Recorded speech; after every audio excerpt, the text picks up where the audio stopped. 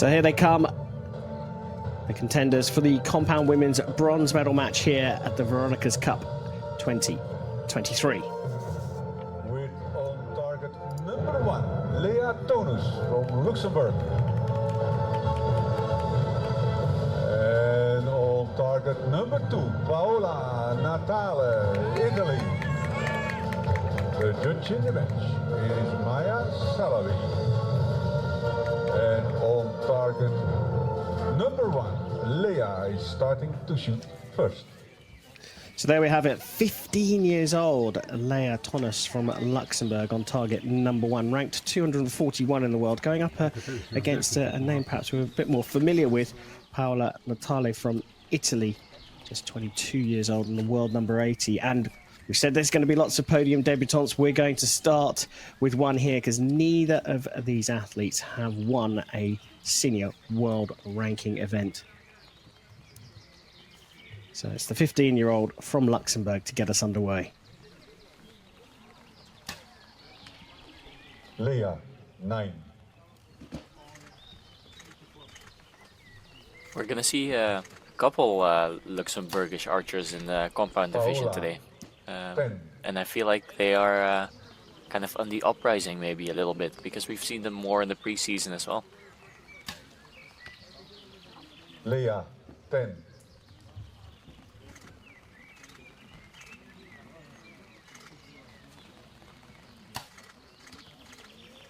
Paola, 9. So most arrows are hitting a little bit left. I suppose they're shooting on a practice field before going to this beautiful finals venue, 9. although a bit wet at the moment. And I think the circumstances might be slightly different on the 10. practice field than what they are here. So that means, ladies and Yeah, gentlemen, usually a little bit more open on the practice field.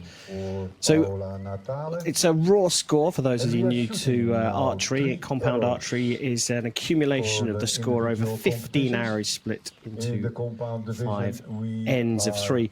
Chef, a narrow margin of 1 point lead for Natale from Italy, subject obviously to the confirmation of the target judge. But what's it like shooting in rainy conditions? Does it make it more difficult? Yeah, for sure. Some archers are really used to shooting in rain because they're from countries where it rains a lot. Let's say Britain or the Netherlands or somewhere close to there. But there's always something to take into account. So you need to take into account your hands get slippery and cold, your arrows get heavier. You might have water droplets in your beam sight or scope if you're a compound archer. So there's a couple of things that you need to be wary of, and typically it means you just need to adjust your sight a little bit and try to not get the rain get to your head. But yeah, in practice that's easier said than done. It looks like relatively light rain there, but will the archers still be sort of... I mean, does the rain affect the flight of the arrow? Do you aim a bit higher? It will affect the flight of the arrow a little bit, but you don't have to aim higher. You can just adjust your sight because the arrows will not be lighter the next end than the current end, or so you can kind of adjust with it for it with your sight rather than aiming off.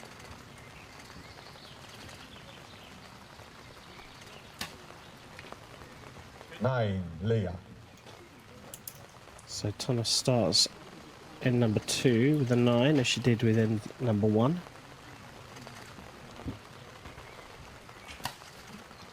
Nine, Paola.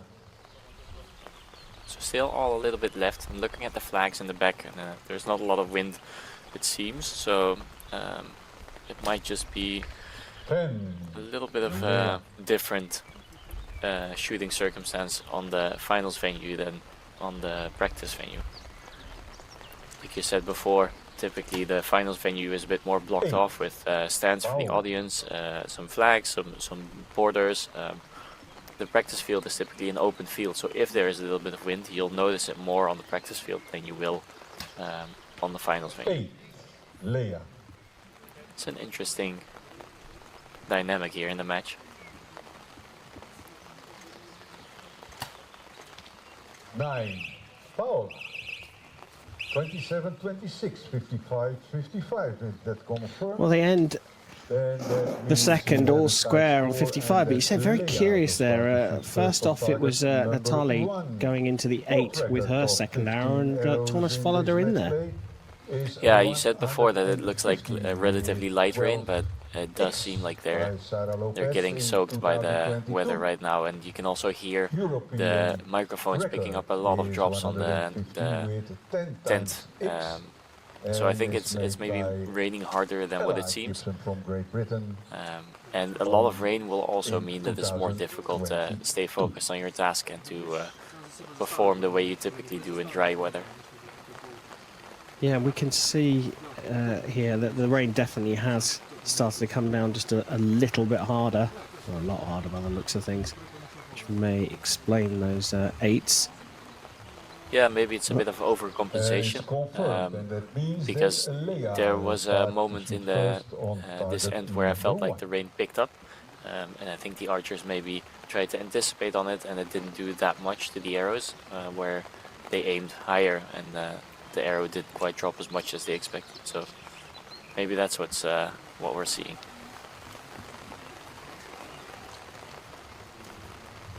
Well, the spectators braving the elements. And we've got a finely poised match here. Tonus and Natale, Luxembourg versus Italy, tied up at 55 apiece as we go into end number 3.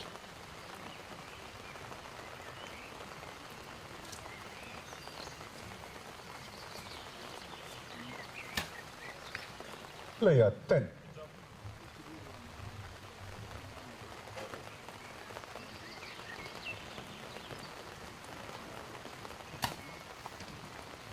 Paola 9.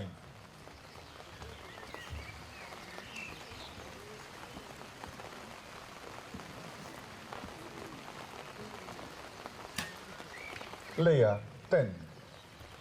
She has a really good group apart from that 1-8, just hitting a little bit left on most of her arrows, but she did adjust her sight just now, so maybe she'll adjust a bit after this coming arrow.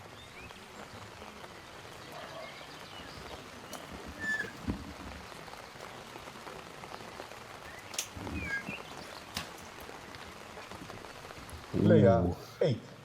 An opportunity there, not taken by Tonus.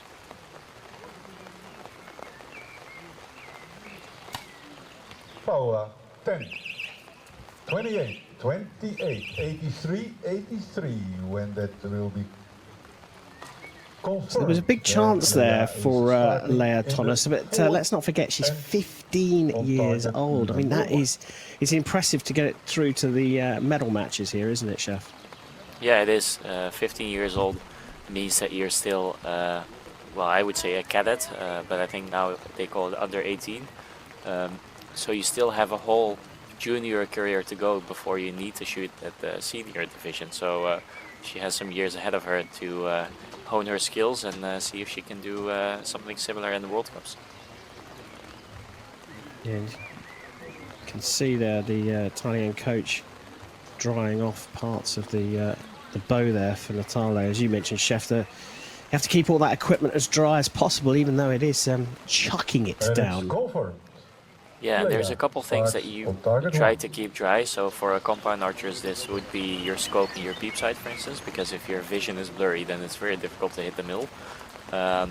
You want to keep your release aid as dry as possible, but I think the rest of the bow, you have to live with the fact that it's going to get wet, and you can dry it off and then let it get wet again, but sometimes I feel like it's maybe better to just let it get wet and keep it at a steady level of humidity, I would say, than to just constantly keep changing it.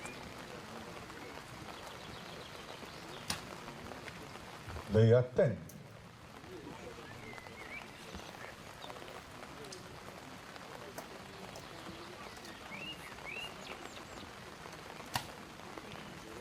Paola 10.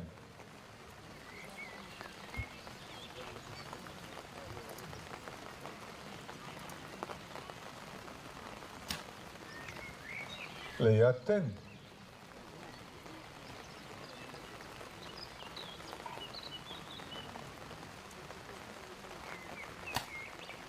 Paola 10. You could hear that string kind of slapped her arm on that shot, but I don't think it did too much to the shot as it still went right in the middle.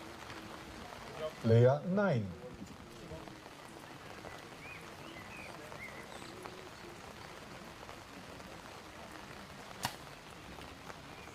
Paola 8. 29, 28, 112, 111 when that will So be again, we're seeing these odd arrows going off. I mean, is it the conditions? I mean, let's not forget this is a medal match as well. It could be nerves as well. Yeah, it could well be nerves, but yeah, I think it's mostly the conditions, and maybe the nerves make it in a way that they have struggles keeping their nerves away or keeping them in check.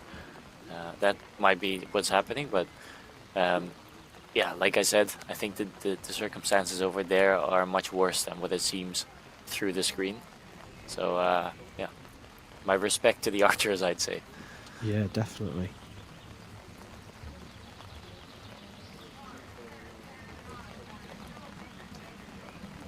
We're looking on here as a tricky little end for Paola Natale.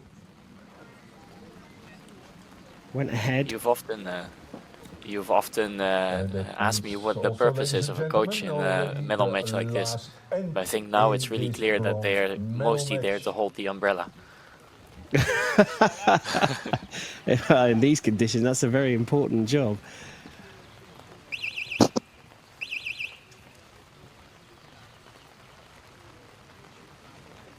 We go into the final end. Is there any chance that this could get called off because of the weather? As long as it's only rain and the field is still in one piece, then I don't think they're going to call the competition off. That's at least what my experience is.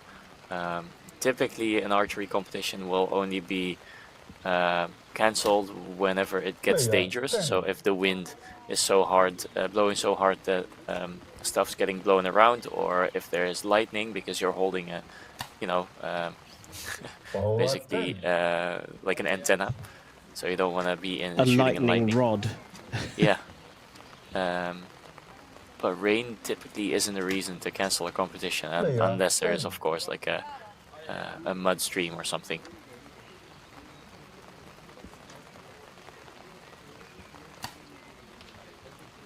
Ooh, just out, but a very good last end for Paola. Yeah, 140 shot for her. 8 to draw level. Lea 9. It's gone into the 9, and what an impressive performance from this 15-year-old from Luxembourg.